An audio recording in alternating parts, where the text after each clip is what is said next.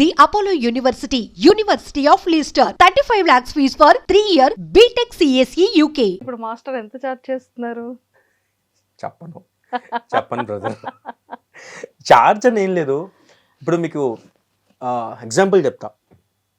ఒక 100 మంది డాన్సర్స్తో చేస్తున్నామంటే ఆటోమేటిక్గా అరే 100 మంది డాన్సర్స్ సెట్ అనగానే మాస్టర్ మీద ఒక రెస్పాన్సిబిలిటీ ఉంటుంది అనేసి వాళ్ళకు ఎంత అమౌంట్ చెప్పినా కొంత మాట్లాడుకుని ఇచ్చేస్తారు. ఇప్పుడు సో కాల్డ్ శేఖర్ మాస్టర్ కానీ జానీ మాస్టర్ కానీ ఇచ్చేస్తారు. అదే ఒక కథ చెప్పే మాస్టర్కి సాంగ్లో కథ చెప్పే ఎమోషన్కి ఏమవుద్దంటే ఎమోషన్ అనేది చాలా చిన్నగా కనబడుతుంది. వాళ్ళకి చాలా చిన్నగా కనబడుతుంది. ఇప్పుడు మీరు ఎగ్జాంపుల్ కోర్ట్ తీసుకోండి. కోర్టులో అందరు మూమెంట్ గురించి మాట్లాడుతున్నారు. నేను కోర్టులో పనిచేస్తున్న విషయం ఏంటంటే పోక్సో యాక్ట్ గురించి డిస్కస్ చేయబోతున్నారు సినిమాలో. ఈ పాట తర్వాత అంతా పోక్సో యాక్ట్ ఉంటుంది. సో అది నా మైండ్లో ఉంది. అండ్ ఈ చందు జాబిలి క్యారెక్టర్స్ని మనం ఎంత పొయిటిక్గా డీల్ చేస్తే ఈ సాంగ్ తర్వాత కథ అంత బాగా వెళ్తుంది. వీళ్ళు మనం వల్గర్గా చెప్తే ఏముందరో తిరిగేశారు కదా వీళ్ళు అని ఉంటుంది. సో ఒక ఎమోషన్ వెళ్తారు మధ్య మన అంటే ఒక రొమాన్స్ చెప్పినా పొయిటిక్గా చెప్పాలి, ఒక స్మైల్ ఇచ్చిన పొయిటిక్గా, ఎక్కడ వల్గారిటీ ఉండకూడదు. సో చాలా డీటెయిల్స్ తీసుకున్నారు. సో ఆ డీటెయిల్ వర్క్ అనేది వాళ్ళకి కనబడదు.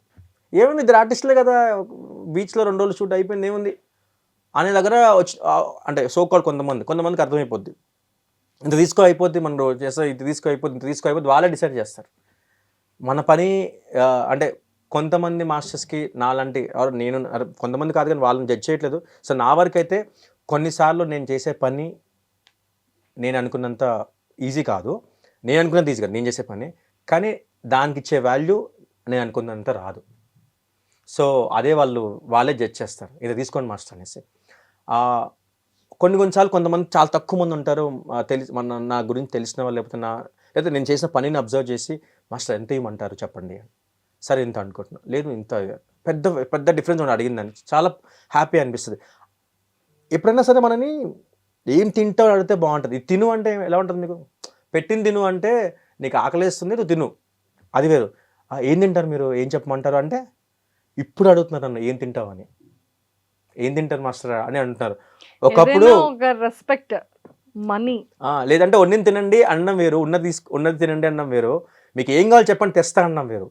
ఇప్పుడు ఆ రెస్పెక్ట్ ఏం కావాలి మాస్టర్ ఆర్డర్ పెట్టమంటారా, లేదంటే కుకింగ్ చేయమంటారా అని అడుగుతున్నారు. కొంత క్రితం ఏముంది పెట్టండి మాస్టర్కి అంతే. చిన్న దాంట్లో నేను ఎత్తుకుంటా సక్సెస్, నేను పెద్ద దాంట్లో ఏమి ఎత్తుకోను. ఉన్నది పెట్టండి అన్నం వేరు, నీకు ఏం కావాలి అన్నం వేరు. సో ఏం కావాలన్నప్పుడు అడుగుతాం కదా. ఇప్పుడు కొన్నిసార్లు తింటున్నప్పుడు కూడా ఇదేంటి ఇది కొంచెం బాగాలేదన్నా, బాగుంది సార్, ఓకే బాగుంది తినేసాడు అంతే. ఎలా ఉంది మాస్టర్ అంటే బాగుంది సార్ అంటే పెడుతున్నా తిను అనే బిల్డప్. మనోడే ఎంత పెడితే అంత తినేస్తాడు, ఎంత ఇస్తే అంత తీసుకుంటాడు అనే చూసా బిల్డప్ చాలా చూసా. ఏమన్నా ఏం లేనప్పుడు నథింగ్ అన్నప్పుడు మనం సంథింగ్ అవ్వాలంటే నథింగ్ నుంచి స్టార్ట్ అవ్వాలి. కానీ నథింగ్లో చాలా చూసా. మన పేరు చెప్పుకొని డబ్బులు తీసుకునే వాళ్ళని చూసా, మనకి ఇవ్వకుండా తీసుకున్నాను మాస్టర్ మీ పేరు మీద అని చెప్పిన వాళ్ళు, అన్నా మీకు ఏం అనిపించట్లేదు అంటే ఏం అనిపిస్తలేదు, నేను నీకు ఆపర్చునిటీ ఇచ్చిన కదా, అదే గొప్ప విషయం. సరే మీకు సినిమా ఉందా, లేదు సార్, పాట ఉందా, లేదు, మరి ఇచ్చాను కదా చేసుకో, డబ్బులను తీసుకుంటా అన్నా.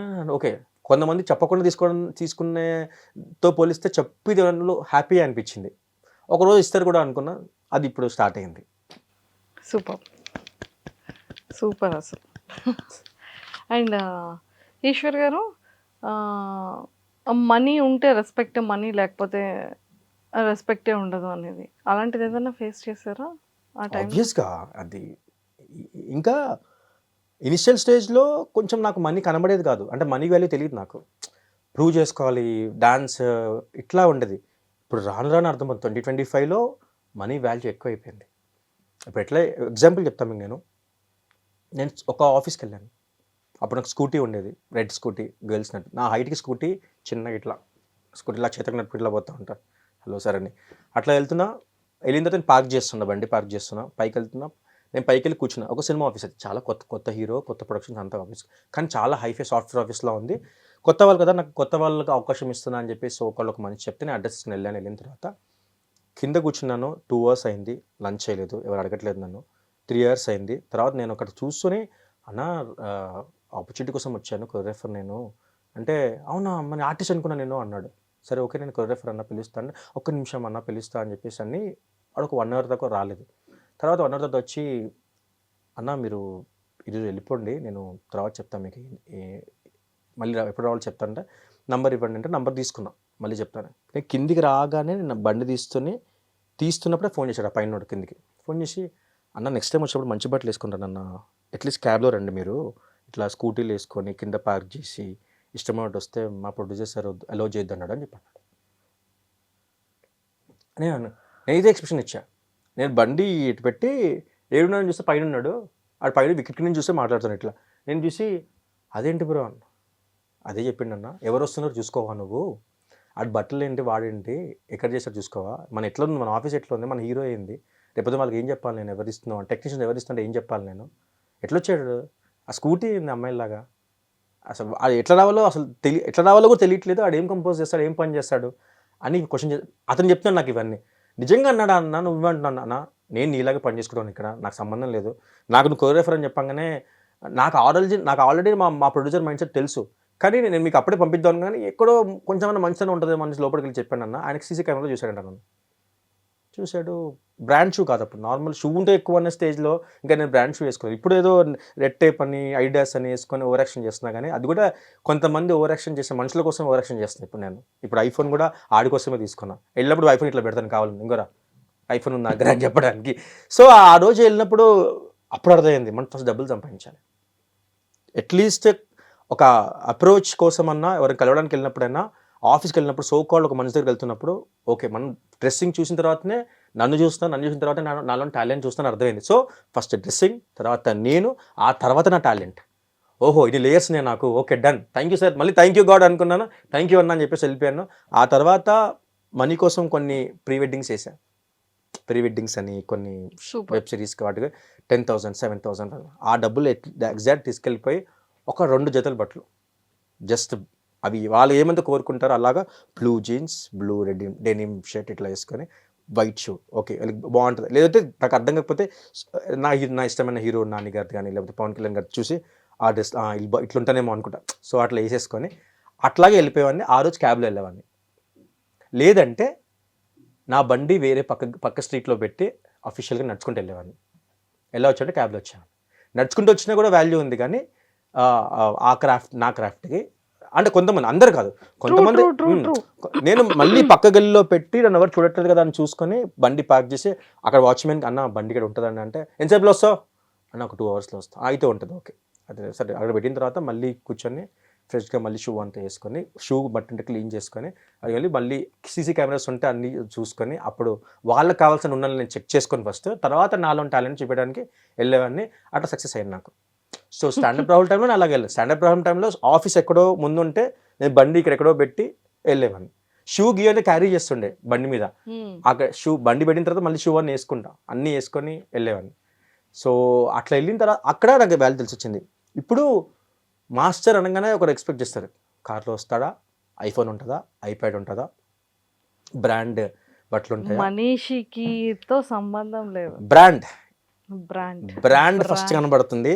ఆ తర్వాత ఇప్పుడు మీరు వస్తుంటే ఫస్ట్ ఇక్కడ బట్టలు చూసిన తర్వాత ఫేస్ చూస్తాడు, బట్టలు okay US Polo okay Eshwar master. తర్వాత లోపలికి వచ్చిన తర్వాత ఓ కోట్ మీరు చేశారా, ఓ గ్యాంగ్స్ కదా మీరు చేశారు, వావ్ ఎంత టాలెంటెడ్ తెలుసు అసలు మనిషి స్టార్ట్ చేస్తారు. అట్లా ఉంటుంది ప్రపంచం, అట్లే ఉంది సొసైటీ, అట్లా ఉంది. కానీ నేను టు బి ఫ్రాంక్ చెప్తున్నా, అందరూ అట్లా లేరు. నన్ను ఫస్ట్ చూసిన స్టాండప్ రాహుల్ డైరెక్టర్ కానీ లేకపోతే ఆ టీం కానీ లేకపోతే ఇప్పుడు నిజంగా టాలెంట్ నిజంగా వర్త్ కావాలి అనుకున్న ఏ వ్యక్తి అయినా సరే, వాడు ఏ షూ వేసుకున్నాడు, వాడు ఏ డ్రెస్ వేసుకున్నాడో ఏమి ఆలోచించాడు. బేసిక్గా నేనున్న స్టేజ్ అప్పుడు నేను నమ్మాను కూడా అట్లా ఉండరని, కానీ ప్రూవ్ అయింది. చాలా మంది ఉన్నారు, మేము చూస్తూనే ఉంటాం. మీకు తెలుసు కదా ఇప్పుడు అన్ని ఇప్పుడు మీరు యాంకర్కి వెళ్తున్నప్పుడు మీరు వెళ్ళండి, ఒక నార్మల్గా వెళ్ళండి, ఒక బ్లాక్ అండ్ బ్లాక్ వేసుకొని వెళ్ళిపోతే ఏందిరా సున్నికి ఎట్లా ఫ్రేమ్ ఎట్లుంటుందా ఏమి అని వెంటనే జడ్జ్ చేస్తారు. కానీ ఒక బ్యాగ్ ఉంటుంది మన దగ్గర, దాన్ని మనం వెళ్ళగానే రెడీ అవుతాం, ఏముండదు.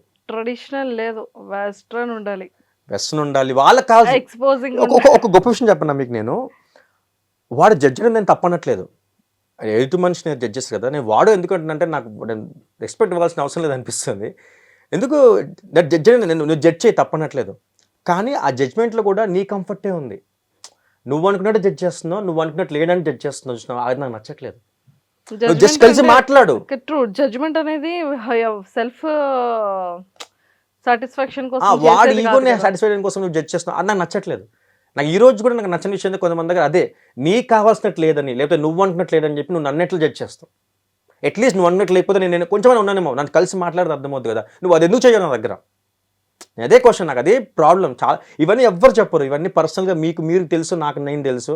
అది చెప్పుకుంటే సిగ్గుపోతాను, నేను సిగ్గుపోద్దు కదా. నేను చెప్పిన తర్వాత మన ఆడియన్స్ చాలా మంది రిలేట్ అవుతారు. అరే నేను కూడా వెళ్ళినప్పుడు ఇట్లా చూసారు కానీ తప్పకుండా అవుతారు, రిలేట్ అవుతారు.